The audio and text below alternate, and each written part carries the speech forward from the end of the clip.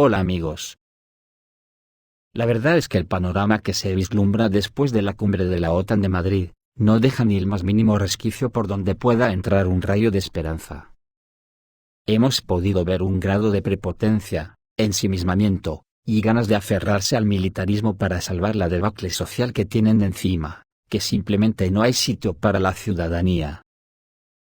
Una ciudadanía europea, que simplemente tendrá que conformarse con lo que se merece y nos hemos ganado a pulso, porque opciones de rectificar el rumbo tenemos. Pero se nos impone una pregunta en nuestro fuero interno: ¿de verdad no somos nazis las sociedades europeas? Lo preguntaré de otra forma: ¿no seremos nosotros los nazis? ¿A quienes elegimos en las urnas? El empecinamiento contra Rusia ya es ancestral, o más bien centenario. Todo viene desde la Revolución Socialista de 1917, iré metiendo los vídeos antiguos para recordarlo, pero ¿qué pasa con China? La OTAN la ha elevado en Madrid como el enemigo público número uno del capitalismo occidental. Lo de China es envidia, e impotencia, porque si con Rusia no puede militarmente, con China ya no puede económicamente, y tal como temía Napoleón, la han despertado. ¿O habremos despertado nosotros, y hemos visto que China ya está en el siglo XXII, y nosotros estamos anquilosados en el XXI? Con China en el siglo XXII, siendo aliada de Rusia que también está en el siglo XXII del armamento. ¿A dónde vamos? ¿Cómo es posible, que con esta evidencia, en Madrid solo hablaran de armamento, guerras, y represalias contra todo lo que se menea? Los capitostes de la OTAN quieren que China censure a Putin por la guerra de Ucrania, y ni se enteran que Rusia también defiende los intereses de China en Ucrania, y están acojonados. Al margen del comercio, otro motivo por el que Ucrania es un país estratégico para Pekín, es por su tierra de cultivos. En un acuerdo poco común en Europa, China adquirió en 2013 el 9% de toda la tierra cultivable de Ucrania. Más de 29.000 kilómetros cuadrados en la región de Dnipropetrovsk. Se trata de una fórmula que ya ha empleado en países africanos. La idea de China es asegurar el suministro de trigo y alimentos para su enorme población. Si observáis el mapa y la ubicación de esa región, veréis que está, donde merodean las tropas rusas ahora. Para China, es por el momento el mayor proyecto agrícola fuera de sus fronteras. Un seguro para lograr productos básicos a un precio muy barato. La explotación es ejecutada por la firma Xinhuang, que colabora con la ucraniana KSG Agro. Ambas partes formaron una sociedad conjunta en virtud de un acuerdo histórico en un momento de crisis del país, que hoy está comprometido por una eventual invasión en la región que de momento queda lejos del frente. Aunque, la mayor apuesta china no es la compra de sus productos, sino su potente inversión en infraestructura. La idea de Xi Jinping es crear una ruta que conecta Pekín con Madrid de forma completamente terrestre y para ello ha invertido mucho dinero en infraestructuras que conecten su país con Rusia, pasando por Afganistán, y, desde Moscú, con Europa Occidental, pasando por Bielorrusia y Polonia. Sin embargo, Ucrania se unió al proyecto a última hora con un rol muy importante en este proyecto. La idea de China era reforzar fuertemente a la infraestructura del país para servir como ruta paralela y poder reforzar los envíos. En ese sentido, en 2018 gastaron $7.000 millones en proyectos de este tipo en Ucrania, en particular en diversas ampliaciones y construcciones de puertos en el Mar Negro. 3 años después, la ruta ucraniana se ha convertido en una apuesta igual o más importante que la polaca y ambos gobiernos han intensificado sus relaciones comerciales. Pero China ya no se fía de la Unión Europea, porque también acordó importantes negocios con Lituania, y de la noche a la mañana, seguramente por órdenes superiores, Lituania se la jugó y reconoció a Taiwán, y todos sabemos lo que eso supone para China. Que Occidente con sus famosas reglas, que la juega a la sombra de un nuevo, te impone sanciones unilaterales y te vigila todo lo que está al alcance de sus manazas. ¿Y por qué Estados Unidos está tan preocupado con el ascenso de China? Pues por lo mismo, porque cuando se despierte del todo China puede ser la dueña de medio Estados Unidos. China está comprando granjas estadounidenses, y Washington quiere tomar medidas enérgicas. La presión bipartidista está aumentando para evitar que los ciudadanos extranjeros compren operaciones agrícolas estadounidenses y reciban subsidios de los contribuyentes. El impulso para drenar la influencia de China de la economía de Estados Unidos ha llegado al país agrícola de Estados Unidos, ya que los legisladores del Congreso de ambos partidos están buscando medidas para reprimir las compras extranjeras de propiedades agrícolas de primer nivel. Los legisladores de la Cámara recientemente avanzaron una legislación a tal efecto, advirtiendo que la presencia de China en el sistema alimentario estadounidense representa un riesgo para la seguridad nacional. Y legisladores clave del Senado ya han mostrado interés en los esfuerzos para mantener las granjas estadounidenses en manos estadounidenses. Estados Unidos no puede permitir que China controle nuestro suministro de alimentos, dijo Mike Pence durante un discurso en la conservadora Fundación Heritage, instando al presidente Joe Biden y al Congreso a terminar con todos los subsidios agrícolas para tierras propiedad de ciudadanos extranjeros.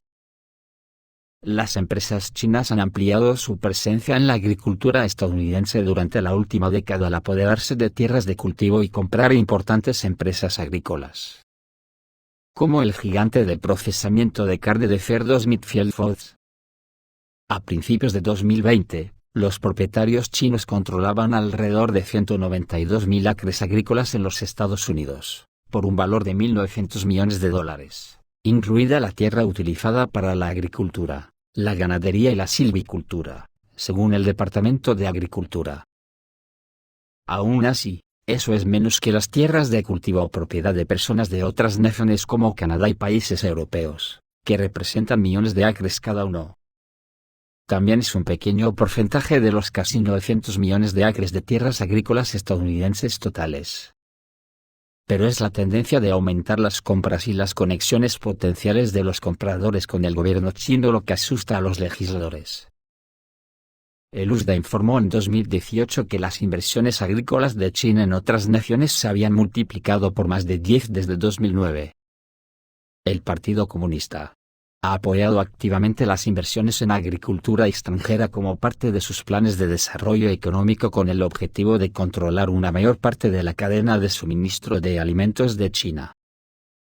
La tendencia actual en los Estados Unidos nos lleva hacia la creación de un monopolio de tierras agrícolas de propiedad china, advirtió el representante Dan Neuuse, durante una audiencia reciente de asignaciones de la Cámara. El comité adoptó inesperadamente la enmienda de Neuuse al proyecto de ley de gastos de agricultura FDA, que bloquearía cualquier nueva compra agrícola por parte de empresas que están total, o parcialmente, controladas por el gobierno chino, y prohibiría a las granjas de propiedad china aprovechar los programas de apoyo federal. En Roman Paladino están acojonados, porque saben que el capitalismo imperialista ya se ha derrumbado y solo les queda la OTAN. Y a los europeos, ¿qué nos quedará? Después de terminadas las sanciones y contaciones que imponemos a todo Dios, la vida relativamente tranquila de la Europa de la posguerra se basaba en el consumo de energía, materias primas y alimentos baratos, e incluso robados como a Libia y Siria, así como en la capacidad de vivir endeudado. Ahora, tanto los estados europeos como sus habitantes, hemos llegado al límite elástico de endeudamiento al que se puede llegar. La deuda per cápita de los principales estados de Europa es enorme. Por ejemplo, la deuda pública de Francia ya ha ascendido al 114,5% del PIB, y asciende a 2,9 billones de euros, en términos absolutos, o unos 43.000 euros por persona. La deuda pública de otros países europeos líderes también se encuentra en un nivel alto. La deuda pública del Reino Unido en 2019 estaba en el nivel del 86% del PIB, Alemania, en el nivel del 62% del PIB, España sobrepasa ya del 100% y etcétera. En Alemania, la deuda promedio de los residentes con los bancos por préstamos vencidos, que es el 10% de la población alemana, fue un promedio de alrededor de 14.000 euros en 2019. Con un salario promedio en Alemania de alrededor de 2.500 euros. Unas 100.000 personas se declaran insolventes en Alemania cada año. Esta situación, gastos baratos y gastos en alimentos, fertilizantes agrícolas, productos químicos, metales, gasolina, combustible diésel y gas natural combinados con un gran crédito, permitieron proporcionar un nivel de vida relativamente normal para casi todos los europeos, incluso los más pobres. Recientemente, esta situación ha comenzado gradualmente a desmoronarse. Los préstamos individuales de los europeos han comenzado a alcanzar los límites de los riesgos crediticios. Los préstamos privados y préstamos gubernamentales están limitados por varias directivas de instituciones financieras internacionales y de la Unión Europea, y los precios en varios mercados han comenzado a aumentar gradualmente. Los recientes acontecimientos en Ucrania, y la reacción absolutamente inadecuada de los países europeos a estos acontecimientos, en forma de sanciones económicas y financieras extremadamente severas impuestas por los líderes de mente estrecha de estos países a Rusia. Todo esto provocó un fuerte aumento de los precios mundiales en todos los mercados, así como una escasez física de suministros en especie de alimentos, fertilizantes agrícolas, petróleo, gas natural, productos derivados del petróleo, productos del procesamiento de petróleo y gas, metales y otros tipos de bienes que estos países europeos recibían anteriormente de Rusia y Ucrania. Los ahorros de muchos gerentes efectivos en los almacenes, en la creación de existencias de materias primas, materiales y componentes, en la disponibilidad de capacidades de producción de reserva en las empresas, conducen al hecho de que, en caso de fallas simples, la producción se detiene, y en caso de fallas de suministro sistémico, la producción se detiene por un largo tiempo. Lo mismo ocurre con las tiendas y cadenas de tiendas, que ahorran en almacenes y stocks de productos. Cualquier interrupción del suministro provoca desabastecimientos inmediatos, y estanterías de las tiendas vacías. En las duras circunstancias actuales, resultó que los valores reales como tierra, grano, petróleo, gas, y metales, son mucho más importantes que todos los valores exagerados novedosos como programas de televisión, imágenes de memes y TikToks. Debido a los constantes cambios en el clima y los constantes cambios en la energía generada, la carga en el despacho de electricidad del sistema eléctrico se ha incrementado dramáticamente. En relación con la inminente escasez de energía y portadores de energía, algunos países europeos ya han comenzado a restaurar la energía del carbón. En Inglaterra ya están pensando en la reactivación de las minas de carbón. En Austria se ha tomado la decisión de reactivar la energía del carbón. La actual subida de precios en los países europeos y la inminente escasez de suministros físicos ya han provocado la paralización y cierre de algunas industrias, y el despido de sus empleados. Por delante, muchos países europeos verán el cierre de industrias enteras y despidos masivos. El aumento del descontento público en los países europeos puede tener consecuencias de gran alcance. La llegada al poder en sus países de políticos que se opondrán al apoyo a Ucrania y a la participación de sus países en la OTAN y la Unión Europea. También es inevitable que se fortalezcan varias tendencias nacionalistas y separatistas, ya que las minorías nacionales de muchos países europeos buscarán una salida a la crisis inminente. No cambiando el gobierno central de su país, sino creando su propio Estado independiente. El gobierno nacional escocés ya está exigiendo un nuevo referéndum de reindependencia en 2023. Irlanda del Norte ahora está económicamente más cerca de Irlanda que de Inglaterra. Debido a la salida del Reino Unido de la Unión Europea y acuerdos económicos y aduaneros separados con Inglaterra e Irlanda. En el máximo escenario posible, de la antigua Gran Bretaña solo puede quedar Inglaterra. Francia ha tenido durante mucho tiempo problemas continuos con Córcega. En Italia la Liga del Norte de Italia aboga por la separación de Italia. Bélgica todavía está dividida en dos mitades. En España los disturbios en Cataluña pueden continuar, y esta vez los catalanes pueden llegar hasta el final. La Asociación de Países Europeos de la Unión Europea lleva mucho tiempo siguiendo una política contraria a los intereses de sus propios Estados miembros, que va desde el Estatuto Especial de Polonia y la expulsión efectiva de Inglaterra, hasta la presentación de diversas demandas de ultimátum a restricciones y requisitos extraños y estrictos para productos agrícolas. Ahora bien, la insensata política de sanciones contra Rusia en apoyo de Ucrania, llevada a cabo por burócratas de Bruselas, ha causado y sigue causando un enorme daño a los propios países europeos, y contradice fundamentalmente sus intereses nacionales. Ante el deterioro de las condiciones económicas, la recesión industrial, el aumento del desempleo y la inflación, el aumento de los precios de los alimentos, la energía y los servicios públicos. Los países europeos que forman parte del bloque de la OTAN, ahora tienen que ajustar sus políticas y tienen que elegir entre los intereses nacionales de su país y la presión de los líderes de la OTAN. La continua implementación por parte de los países europeos de las sanciones económicas que han impuesto a Rusia, no hace más que empeorar todas las previsiones macroeconómicas y financieras a medio y corto plazo.